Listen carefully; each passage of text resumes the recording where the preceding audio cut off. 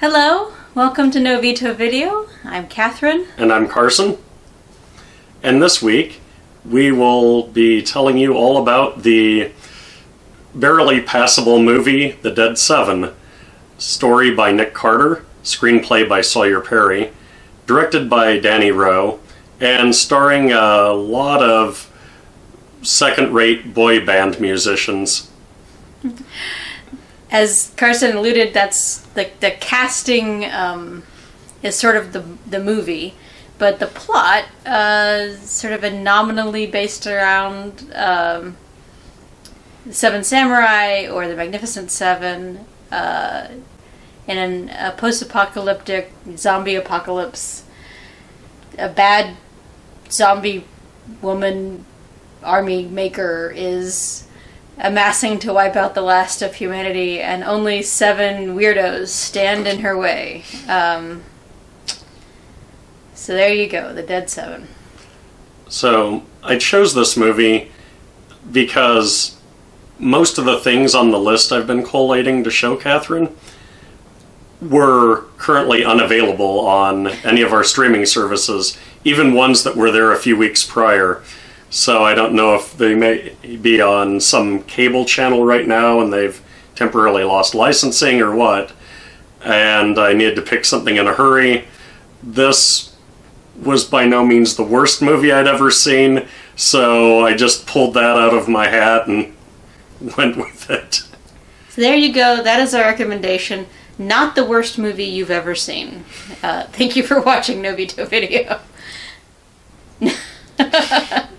Alright, no. If we were going to respond to this movie seriously, as we do with all other films, where would you like to start? Well, none of the elements from a technical standpoint were phenomenal by any stretch. The acting wasn't great, the writing wasn't great. That being said, none of them were so horribly abysmal that it wouldn't work as like a late night movie on USA or something. I'm going to give you, here, we'll get it out of the way right up the bat. There was one thing in particular that I thought this film did well, and that was the end title. You know, the song at the end of the movie as it starts the credits. No objections. I think that was fine. And it was done by the cast, and yeah. It seemed appropriate for the movie. That was fine. Well done. So, I'm going to disagree with you a little bit about there were things that made this so objectionable that I don't know that people should watch this movie. And you all will make your own minds up. I think it's important for us to sort of start, as we have to start so many discussions about art these days, with the fact that there have been allegations made against Nick Carter about how he's treated women, and that's just a part of our world now. And I don't know how much it needs to be a part of all discussions of art, but it seems to me that made total sense after I watched this film, because there is a way that this film approaches women in general that was so distasteful that I was uneasy with the film even as we were watching it, and so I wasn't surprised to hear it. Does that make sense? Mm-hmm. And that ickiness, that thing around, why are all the women dressed in lingerie? No, I'm sorry, the fact that you're saying that it's a Western, and no, that's not, it's not okay, it's not alright. Even the women who weren't whores, have this sort of, I don't know, icky. It's just an icky film. Or when they didn't, they would have Mad Max style clothing, which is also pretty much not there. Right?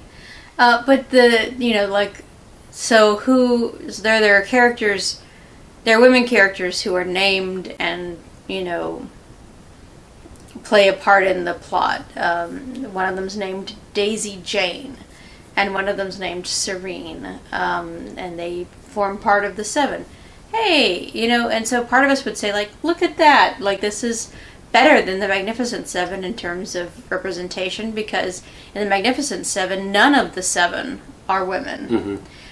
But then you look at, like, sort of this faux Native American, like, fake mysticism kind of warrior princessy character, and then the other one is sort of like pining after, oh, won't this wonderful and sainted man come back and save us all? She's not a useless damsel in distress, the Daisy Jane character. In fact, in many ways, she's better than the putz of a brother that's in the film. But there is still this, like, she's there to highlight how wonderful the character played by Nick Carter, who made the story, is. And and there's a part of me that when it's like that, and we had the same trouble with the vampire movie we just watched. Oh. Love at First Bite? Love at First Bite. Where it's like, you're the lead actor, but you also had a hand in crafting the story, and a lot of the story is about how wonderful you are.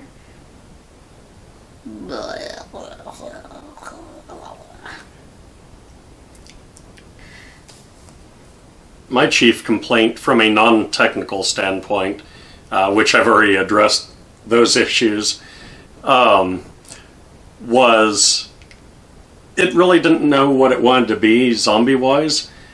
On the one hand, it's voodoo zombies because Apocalypta was controlling them and ordering them to do things, but on the other hand, they were flesh-eating contagious zombies like Romero zombies, and you really shouldn't mix those. You can't control hungry zombies. And that just doesn't work. Let's all just agree that if it's heavy, like if it's a zombie, like Romero zombies, let's all wear canvas pants. Or as I suggested the other day, Kevlar-lined clothing. Whatever, but let's wear clothes, right? Let's not wear cutoffs. That's all I'm saying. All right. I'm gonna be done with that soon. Well, they're out in the West. You'd get sunburned. Another practical reason. I certainly would get sunburned. Well, yes.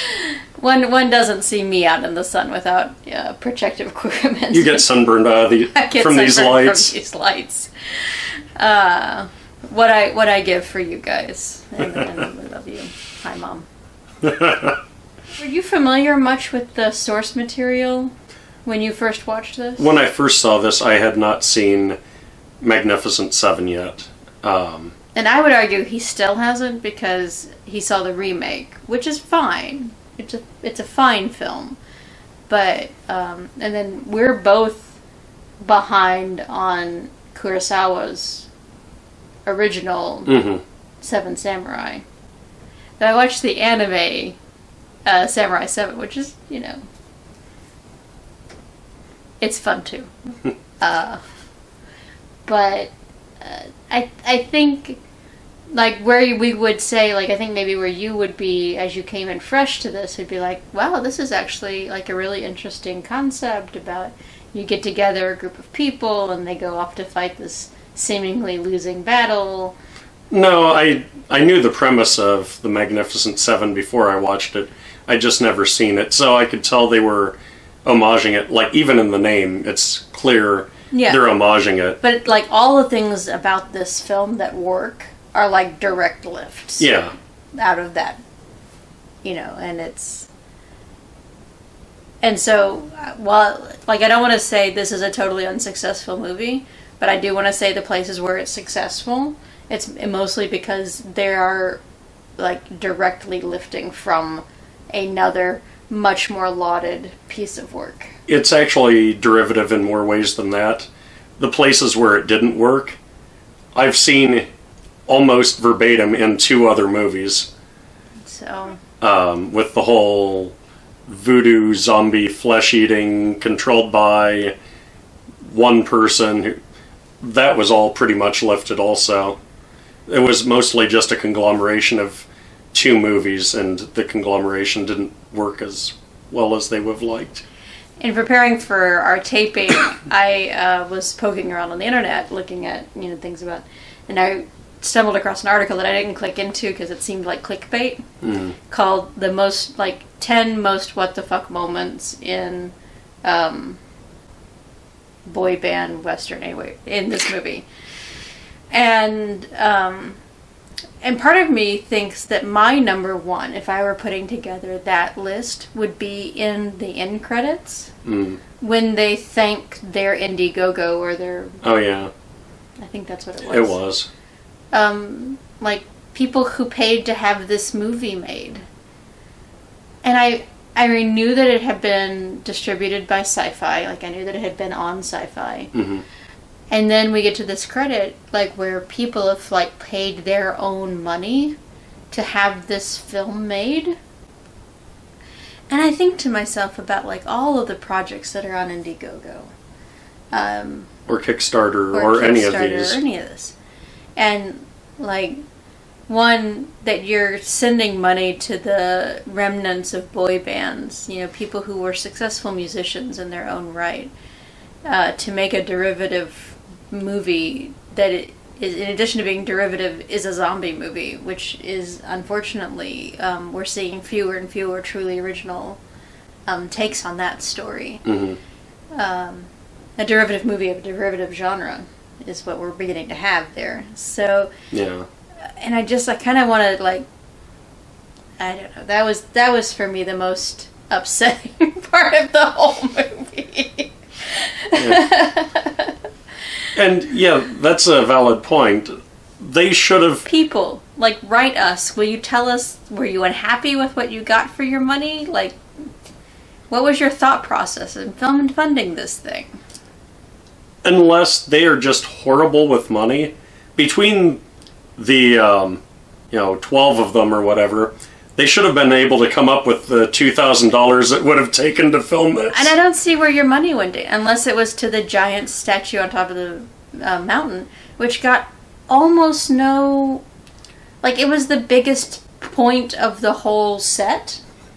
Like, everything kind of leads up to this showdown on top of the mountain with this gorgeous sort of mother figure statuary and a weird sort of kind of like with stones stacked on others, like cairn configurations, but also for me, like from Japanese imagery, that's like what you do in the underworld to sort of buy your way back out again if you die before your parents.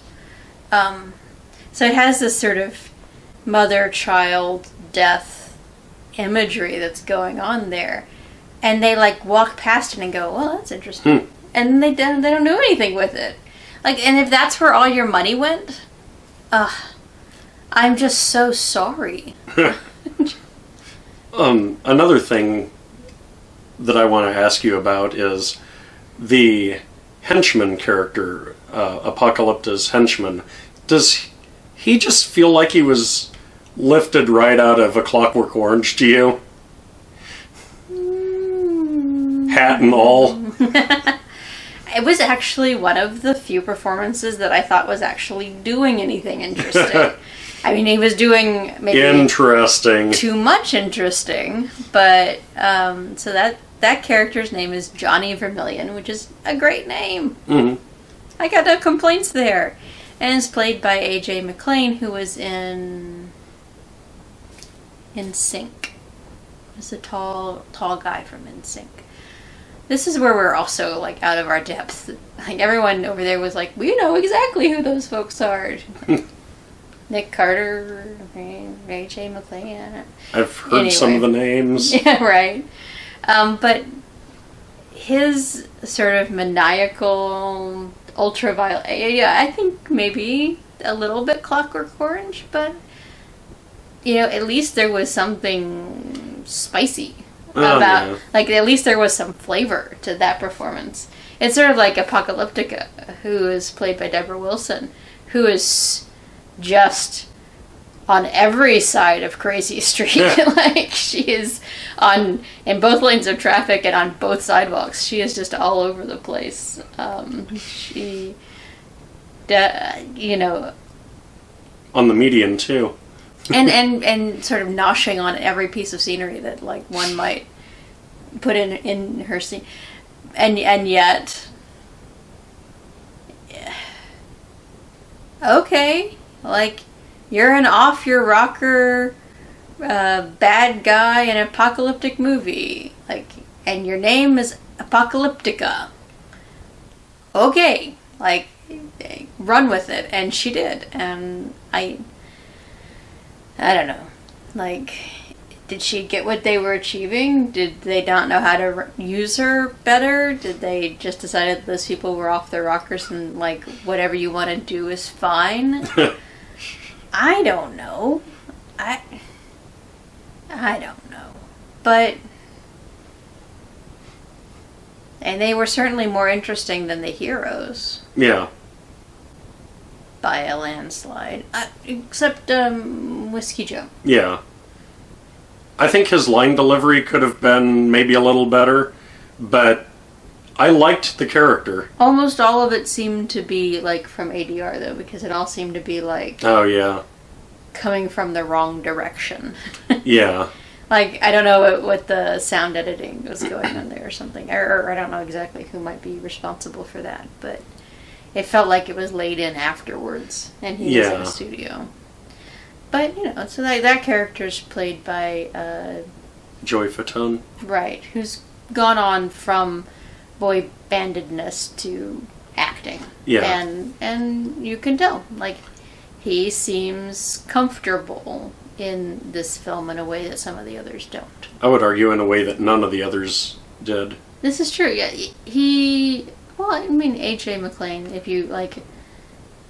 you reined that performance in a little bit, he seemed comfortable where he was. That's true. He didn't seem uncomfortable in the role, and I think some of the others just were so wooden that it was hard to, get behind the image that this is anything more than, like, a summer camp skit.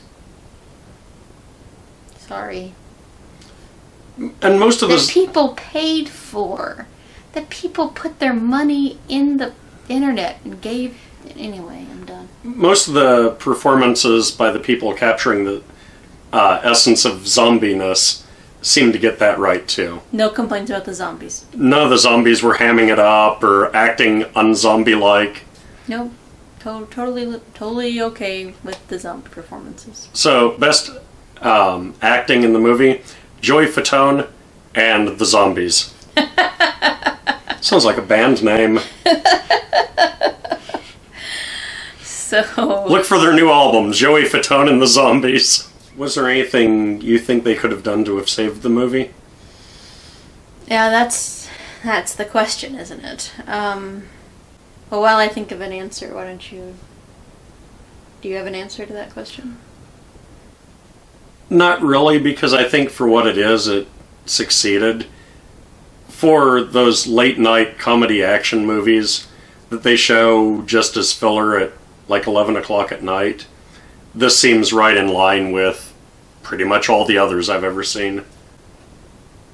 Low budget, they want to run something right before the infomercials come on, just to keep people staring at the screen until they can, sell you a product. Yeah, I think what might have saved it, or maybe in the hands of a different creative team. So the question for me is there ever going to be a zombie Magnificent Seven that would work? Mm. And I think there could have been. Like, I think there could be. And may yet be. I don't know why anybody who might want to do that would be put off by this particular piece of art. so I think one of the things at the heart of Magnificent Seven is that these are all people who are outside, that they're not comfortable within the town that they're going to save. And I'm thinking also of the remake version, where you definitely have that sort of, here are the good people of the town, and here are these people that are not good. The seven are not heroes, though they can become such by doing this work. So the idea of honor and belonging and inside and outside, I think those still matter in the context of a zombie movie. Mm-hmm. In that we often talk about in zombie movies that the real monster are people. Like we're always talking about in horror, how can we make it so that the monster isn't the monster, but the monster is what we do? Mm-hmm. And if they had been more interested in sort of feeling out that side of things, like maybe the town had its own set of issues. Like we spend a little bit of time with the townspeople, but not a lot. Mm-hmm. And that there's this, I don't know, that what stands between bad and will never accept you is this line of people. And how does that maybe nuance the way in which the seven approach this seemingly losing battle? Mm-hmm. And is there anything in the town worth saving? I don't know. Yeah. Like I think thinking would have saved this film. The more thoughtful about, you can still have actions and gunfights and blowing shit up, but you just gotta engage the old noggin, a little bit, and think not just, hey, wouldn't it be cool if we were in a movie together, but like, what kind of story am I interested in telling? And it can't be, wouldn't it be cool if the Magnificent Seven went to fight zombies? Because that's not actually a story. Like, yeah, it's more of a concept. But it doesn't have that heart to it. It doesn't have what's the idea that you want to explore narratively. That's like a game of Smash Up. Right? So I guess that's my answer. That's my answer. My very long answer. I apologize. Yeah, it's okay. It's okay. Rather have a long answer than just no. And I think the answer of this, like, it's okay for it not to be good art. I always want us to be striving for more. Like, I'd much rather have a film that strives for a lot and then fails to nail it than a film that's like, I'm okay with being dumb. Aren't you okay with being dumb? Let's all be dumb together and shoot some stuff. Like, I'm sorry. I think we just need to do more than that. Wait, are you from my birth state? So, let's not answer that question so that whoever might someday watch from that state will think that you were talking about one of the other 49 Notice states. I didn't say which state. At any rate, so that's our thoughts about the Dead Seven. Let us know what your thoughts are. Come and find us on our website, novetovideo.com. Leave comments down below. This brings us to the time on No Veto Video, where we tell you our override recommendations, where, having seen the case for this movie, we override with an objection and posit another scenario you may want to check out. We don't always mean, like, don't watch this, watch something else instead. But I think in this case, we're going to say, don't watch this, watch something else instead. Although, as I said, it's okay for one of those late night movies, if that's what you're into. Think Up All Night from the Yes. 80s and 90s. Up All Night is certainly where this film belongs. So my override pick, and unlike normal, I only have one. If you want to see a much better zombie western, check out Gallows Walkers starring Wesley Snipes. For one, we know Wesley Snipes can act. And it's also much better directed. The cinematography is much better. The plot isn't derivative, or at least not as much. Okay. So my veto override is actually just, y'all go watch The Magnificent Seven, the 1960 version, starring Yul Brynner and Steve McQueen. Yul Brynner, Steve McQueen can act. They can act your pants off. I don't know. I don't know if they can actually do that. Barring that, go watch the remake with Denzel Washington. A fine actor. In fact, there's a podcast that claims that he's the greatest actor of all time. And that's fine. So yeah, check out the things on which this is based, and then enjoy having that. That is my recommendation. Skip this. Watch that. So what are we watching next time? Okay, so next time on No Veto Video, we'll be checking out The Blues Brothers, which Carson has never seen. Not in its entirety. I've seen bits and pieces. Carson has seen bits and pieces of The Blues Brothers from 1980. We're going to watch the original. It's available to rent on Google Play, which is where we'll be watching it, but I think it's also on Vudu. Don't quote me on that. I think you may be able to find it there. If you, like Carson, have not seen The Blues Brothers in its entirety, I strongly recommend you watch that, and then come back and join us next week. We will be responding to that. Until next time, goodbye. Goodbye, and do subscribe.